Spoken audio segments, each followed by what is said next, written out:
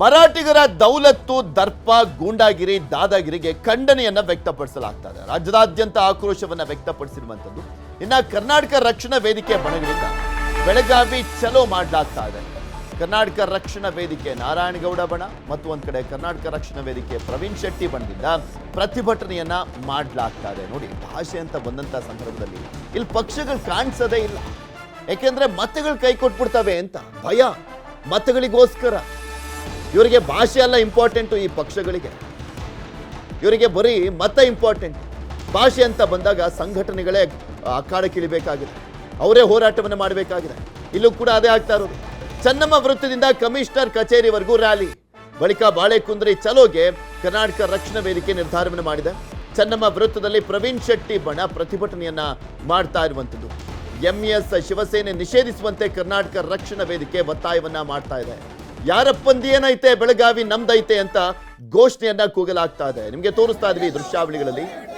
ಕರ್ನಾಟಕ ರಕ್ಷಣಾ ವೇದಿಕೆ ರಾಜ್ಯಾಧ್ಯಕ್ಷ ನಾರಾಯಣಗೌಡ ಅವರ ನೇತೃತ್ವದಲ್ಲಿ ಯಾವ ರೀತಿಯಾಗಿ ಕನ್ನಡಿಗರೆಲ್ಲರೂ ಕೂಡ ಕನ್ನಡದ ಬಾವುಟವನ್ನ ಇಟ್ಕೊಂಡು ಹೋರಾಟವನ್ನ ಮಾಡ್ತಾ ಇದ್ದಾರೆ ಅನ್ನುವಂಥದ್ದನ್ನ ಈಗಷ್ಟೇ ತೋರಿಸ್ಬೇಕು, ಬಿಸಿ ಮುಟ್ಟಿಸಬೇಕಾಗಿದೆ. ಇಲ್ಲ ಅಂದ್ರೆ ಆಡಿದ್ದೇ ಆಟ, ಪುಂಡಾಟ, ಗೂಂಡಾಗಿರಿ.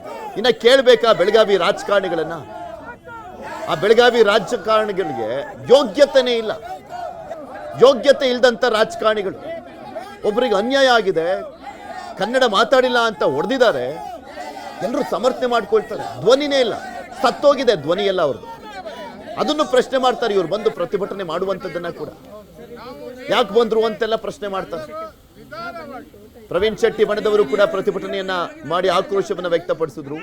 ನಾರಾಯಣಗೌಡ ಬಣದವರು ಕೂಡ ಪ್ರತಿಭಟನೆಯನ್ನ ಮಾಡ್ತಾ ಇದ್ದಾರೆ. ಅದರ ನೇರ ದೃಶ್ಯಾವಳಿಯನ್ನ ನಿಮಗೆ ತೋರಿಸ್ತಾ ಇದ್ವಿ.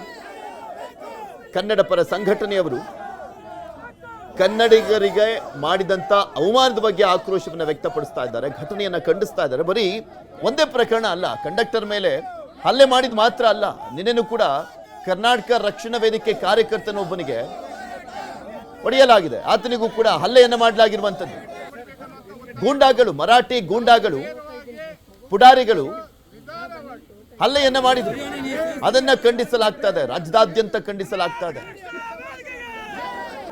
ಪಕ್ಷದವರೆಲ್ಲ ಸೈಲೆಂಟ್ ಆಗಿದ್ದಾರೆ. ವೋಟ್ ಬ್ಯಾಂಕು ಅವ್ರಿಗೆ ಯಾವನ್ ಕಿತ್ತಾಡಿದ್ರೇನೋ ಸತ್ರೇನೋ, ಬೇಕಾಗಿರುವಂಥದ್ದು ಓಟು.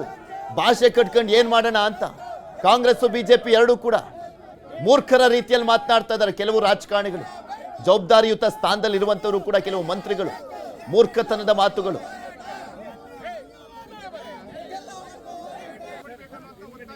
ಈ ಹಿಂದೆನೂ ಕೂಡ ಸಾಕಷ್ಟು ಮಿತಿ ಮೀರಿತ್ತು ಪುಂಡಾಟ, ಗೂಂಡಾಗಿರಿ ಎಲ್ಲ. ಅವಾಗವಾಗ ಪ್ರತಿಭಟನೆಯನ್ನ ಮಾಡ್ತಾ ಕನ್ನಡ ಪರ ಸಂಘಟನೆಯವರು ಎಚ್ಚರಿಕೆಯನ್ನ ಕೊಡ್ತಾ ಬೆಳಗಾವಿಗೆ ಹೋಗಿ ಶಕ್ತಿ ಪ್ರದರ್ಶನ ಮಾಡ್ತಾ ಬೆಳಗಾವಿ ನಮ್ಮದು ಅನ್ನುವಂಥ ಮೆಸೇಜ್ಗಳನ್ನ ಕೊಡ್ತಾ, ನಮ್ಮ ತಂಟೆಗೆ ಬಂದ್ರೆ ಸುಮ್ಮನಿರಲ್ಲ ಅನ್ನುವಂಥ ಎಚ್ಚರಿಕೆಗಳನ್ನ ಕೊಡ್ತಾ ಪಾಠವನ್ನ ಕಲಿಸಲಾಗಿದೆ. ಅದಕ್ಕೆ ಸ್ವಲ್ಪ ಬಾಲ ಮುದುರ್ಕೊಂಡಿದ್ರು. ಆದ್ರೆ ಕೆಲವೊಮ್ಮೊಮ್ಮೆ ಬಾಲ ಬಿಚ್ಚಿಬಿಡ್ತಾರೆ. ಮೊನ್ನೆ ಎಲ್ಲ ಬಿಚ್ಚಿದ್ರಲ್ಲ, ಬಾಲ ಬಿಚ್ಚಿದ್ರಲ್ಲ, ಪುಂಡಾಟವನ್ನು ಆಡಿದ್ರಲ್ಲ.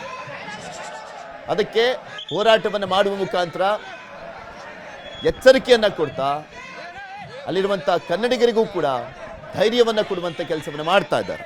ಧೈರ್ಯ ಇಲ್ಲ ಅಂತಲ್ಲ, ಎದುರುಬೇಡಿ ನಾವಿದ್ದೀವಿ, ಅದು ಏನಾಗುತ್ತೋ ಆಗಲಿ ಅನ್ನುವ ರೀತಿಯಾದಂಥ ಧೈರ್ಯ ಅದು.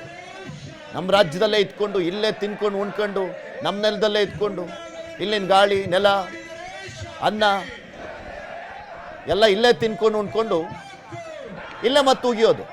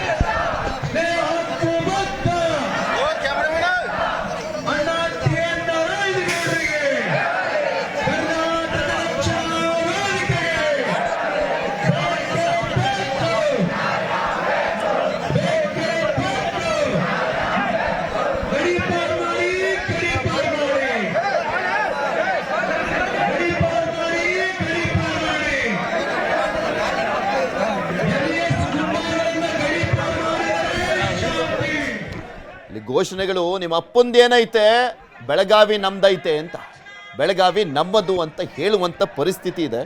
ಆ ಪರಿಸ್ಥಿತಿಗೆ ಪದೇ ಪದೇ ದೂಡ್ತಾ ಇರುವಂಥದ್ದು, ಆ ಭಾಷೆಯ ವಿಚಾರದಲ್ಲಿ ಬೆಂಕಿಯನ್ನು ಹಚ್ತಾ ಇರುವಂಥದ್ದು, ತಂದಿಟ್ಟು ತಮಾಷೆಯನ್ನು ನೋಡ್ತಾ ಇರುವಂಥದ್ದು ಎಂಇಎಸ್ ಸಂಘಟನೆ ಮತ್ತು ಶಿವಸೇನೆಯವರು. ಇದರ ಕೆಲವು ನಾಲಾಯಕ ಪುಂಡ್ರು ಅಲ್ಲಿ, ಎಂಇಎಸ್ ಸಂಘಟನೆಯ ನಾಯಕರುಗಳು, ಶಿವಸೇನೆ ಸಂಘಟನೆಯ ನಾಯಕರುಗಳು ಅಲ್ಲಿ ತಂದಿಟ್ಟು ತಮಾಷೆ ನೋಡೋದು. ಎಲ್ಲರೂ ಚೆನ್ನಾಗೇ ಇದ್ದಾರೆ, ಆದರೆ ತಂದಿಟ್ಟು ತಮಾಷೆಯನ್ನು ನೋಡುವಂಥವ್ರು. ಬೆಳಗಾವಿಗೆ ಹೋಗಿ ಬೆಳಗಾವಿ ನೆಲದಲ್ಲೇ ಎಚ್ಚರಿಕೆ ಕೊಡುವಂಥ ಕೆಲಸವನ್ನು ನಾರಾಯಣಗೌಡರು ಬಣ, ಪ್ರವೀಣ್ ಶೆಟ್ಟಿ ಬಣ, ಹಲವಾರು ಕನ್ನಡ ಪರ ಸಂಘಟನೆಯವರು ಅಲ್ಲಿ ಮಾಡ್ತಾ ಇದ್ದಾರೆ. ಆ ದೃಶ್ಯಾವಳಿಯನ್ನು ನಿಮಗೆ ತೋರಿಸ್ತಾ ಇದ್ದಾರೆ. ಈಗ ಮೆರವಣಿಗೆ ಸಾಗಲಾಗ್ತಾ ಇದೆ. ಇಲ್ಲಿಂದ ನೆಕ್ಸ್ಟು ಬಾಳೆಕುಂದ್ರಿ, ಎಲ್ಲಿ ಕಂಡಕ್ಟರ್ ಮೇಲೆ ಹಲ್ಲೆಯನ್ನು ಮಾಡಲಾಯ್ತಲ್ಲ, ಆ ಊರಿಗೆ ಹೋಗ್ತಾ ಇದ್ದಾರೆ. ಆ ಊರಿಗೆ ಹೋಗಿ ಅದನ್ನು ಅಲ್ಲಿ ಖಂಡಿಸಲಾಗ್ತಾ ಇದೆ. ಪ್ರತಿಭಟನೆಯನ್ನು ಮಾಡಲಾಗ್ತಾ ಇದ್ದಂಥ ಪ್ರವೀಣ್ ಶೆಟ್ಟಿ ಬಳಗದವರನ್ನ ವಶಕ್ಕೆ ಪಡೆಯಲಾಗಿದೆ. ವಶಕ್ಕೆ ಪಡೆದಿದ್ದಾರೆ, ಪ್ರತಿಭಟನೆಯನ್ನು ಮಾಡ್ತಾ ಇದ್ದಾರೆ ಅನ್ನುವಂಥ ಕಾರಣಕ್ಕೆ ತೋರಿಸ್ತಾ ಇದ್ದೀವಿ ದೃಶ್ಯಾವಳಿಗಳಲ್ಲಿ. ವಶಕ್ಕೆ ಪಡೆಯಲಾಗಿದೆ. ಪ್ರವೀಣ್ ಶೆಟ್ಟಿ ಅವರು ಸೇರಿದಂತೆ ಇನ್ನು ಸಾಕಷ್ಟು ಜನರು ಪೊಲೀಸರು ವಶಕ್ಕೆ ಪಡ್ಕೊಂಡ್ರು. ಮತ್ತೆ ಈ ಒಂದು ಪ್ರತಿಭಟನೆ ಬೇರೆ ರೀತಿಯಲ್ಲಿ ತಿರುಗಿಬಿಡುತ್ತೆ ಅನ್ನುವಂಥ ಕಾರಣಕ್ಕೋಸ್ಕರ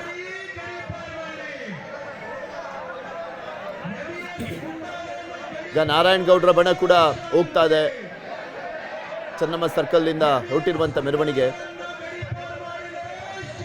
ಹಾಗೆ ಅಲ್ಲಿ ಯಾರೆಲ್ಲ ಕಿಡಿ ಹತ್ತಿಸುವಂಥ ಕೆಲಸವನ್ನ ಮಾಡಿದ್ರು ಮೂರ್ಖರು, ನಾಲಾಯಕರು, ಎಂಇಎಸ್ ಸಂಘಟನೆಯವರು, ಅವರನ್ನ ಗಡಿಪಾರು ಮಾಡಬೇಕು ಅನ್ನುವಂಥ ಘೋಷಣೆಯನ್ನು ಕೂಡ ಕೂಗಲಾಗ್ತಾ ಇದೆ. ಗಡಿಪಾರು ಮಾಡಿ ಆ ನಾಲ್ಕುಗಳನ್ನ ಅಂತ ಎಲ್ಲೋ ಕೂತ್ಕೊಂಡು ಸ್ಟೇಟ್ಮೆಂಟ್ ಕೊಟ್ಬಿಡೋದು, ಎಲ್ಲೋ ಕೂತ್ಕೊಂಡು ಸ್ಟೇಟ್ಮೆಂಟ್ ಕೊಟ್ಟು ಬೆಂಕಿ ಹಚ್ಚೋದು.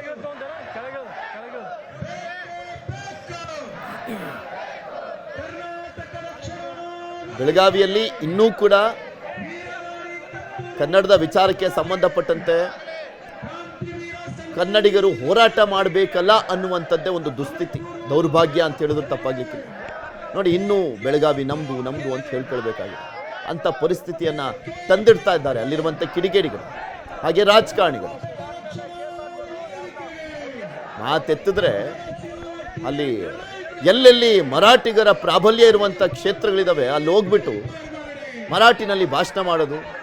ಬ್ಯಾನರ್ಗಳೆಲ್ಲ ಮರಾಠಿನಲ್ಲೇ ಇರ್ತವೆ. ಮೊನ್ನೆ ಲಕ್ಷ್ಮೀ ಹೆಬ್ಬಾಳ್ಕರ್ ಅವರು ಕೂಡ ಹೋಗಿದ್ರಲ್ಲ ಬಾಳೆಕುಂದ್ರಿಯಲ್ಲಿ, ಈ ಗಲಾಟೆ ಆಗಿತ್ತಲ್ಲ ಅವತ್ತಿನ ದಿನ, ಅಲ್ಲಿ ಮರಾಠಿಯಲ್ಲಿ ಭಾಷಣ ಮಾಡ್ತಾರೆ. ಫುಲ್ ಕಂಪ್ಲೀಟ್ ಆಗಿ ಮರಾಠಿಮಯ, ಹಿಂದೆ ಎಲ್ಲ ಬ್ಯಾನರ್ಗಳು. ಬೇರೆ ಕಡೆ ಎಲ್ಲ ಬಂದು ಬೇಜಾನ್ ಮಾತಾಡ್ತಾರೆ, ಆದರೆ ತಮ್ಮ ಕ್ಷೇತ್ರದಲ್ಲಿ ಮಾತ್ರ ಬೇಳೆ ಬೇಯಿಸ್ಕೊಳ್ಳೋದು. ಅವ್ರಿಗೆ ಬೇಕಾಗಿರುವಂಥದ್ದು ಭಾಷೆ ಅಲ್ಲ, ಬೇಕಾಗಿರುವಂಥದ್ದು ಮತ.